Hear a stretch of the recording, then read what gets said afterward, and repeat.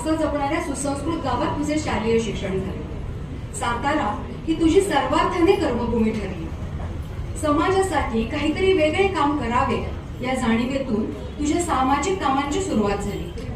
किलबिल संस्कार या वर्गातून भावी पिढी उत्तम संस्कारित होण्यासाठी तू कामाची सुरुवात केलीस। तू नृत्य वर्गाची पायाभरणी केलीस। तरुणांसाठी व्यसनमुक्तीचे प्रयत्न सुरू केलेस।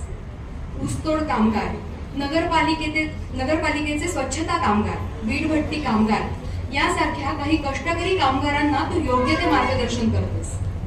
ज्येष्ठ व्यक्तींसाठीचा तुझ्या मनातला जिव्हाळा तू अभिनव पद्धतीने व्यक्त करतेस। वृद्धाश्रमात जाऊन तू त्यांचं मन रमवतेस।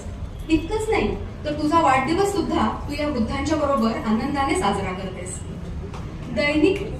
दैनिक सकाळ वृत्तपत्रामध्ये वारसा कर्मभूमीचा या सदरातून तू यशस्वी उद्योजक आणि व्यापाऱ्यांची माहिती सर्व जगाला करून दिलीस। या कर्मयोगींच्या अनुभवातून युवकांना प्रेरणा प्राप्त झाली। या कामातून तुझ्या मनात आलेली आणि यशस्वीपणे साकार झालेली कल्पना म्हणजे नीलम टॉक शो। YouTube सारख्या प्रभावी माध्यमातून त्याचं सादरीकरण तू करत आहेस। वेगवेगळ्या क्षेत्रात विशेष काम करणाऱ्या महिलांना शोधून त्यांच्या ऑनलाईन मुलाखतीतून तू त्यांचं व्यक्तिमत्व जगासमोर आणतेस। अतिशय चाणाक्षपणे अशा व्यक्तींचा शोध घेऊन तू त्यांच्या कार्याला झळाळी दिलीस। या व्यक्तींमध्ये उद्योजक, डॉक्टर, व्यापारी तसेच सामाजिक कार्य करणाऱ्या लोकांचा समावेश असतो। या मुलाखतींमधूनच काही व्यक्ती आणि संस्थांना मदतीचा हात मिळाला। कर्करोगासारख्या दुर्धर आजारात रुग्णांना आणि त्यांच्या नातेवाईकांना तू समुपदेशनाच्या मार्गातून मोठा मानसिक आधार देतेस। शेती कामाच्या तुझ्या आवडीतून तू स्वतःच्या शेतात अनेक अभिनव प्रयोग करतेस।